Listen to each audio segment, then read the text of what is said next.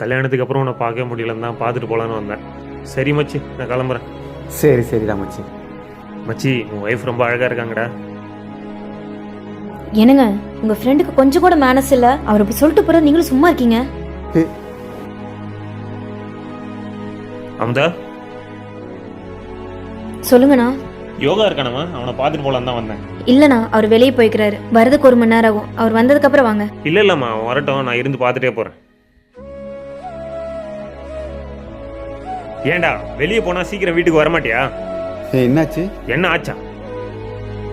என்ன பேசுறாங்க, ஒண்ணுமே கேட்கலையே. நான் வரேன். என்னங்க, அவன் ஃப்ரெண்ட்ஷிப் முதல்ல கட் பண்ணுங்க.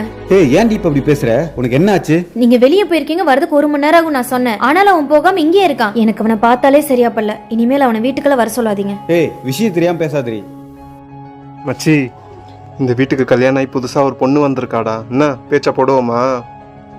டேய், அவன் வீட்டுக்காரனோட ஃப்ரெண்டு வரான். இங்கேருந்து போகலாம் வா. ஏய் நில்லுங்கடா. டேய், அவன் தான் அவங்க 2 பேரும் அடிச்சு துரத்தி உனக்கு பாதுகாப்பு கொடுக்கறதுக்காக வீட்டுக்குள்ள வந்திருக்கான். அவனை போய் இப்படி தப்பா நினைச்சு பேசிக்கிட்டு இருக்க? நீங்க எல்லா பசங்களும் ஒரே மாதிரி இல்லை. நிறைய நல்ல ஃப்ரெண்ட்ஸுங்களும் இருக்காங்க, அதை புரிஞ்சுக்க ஃபர்ஸ்ட்.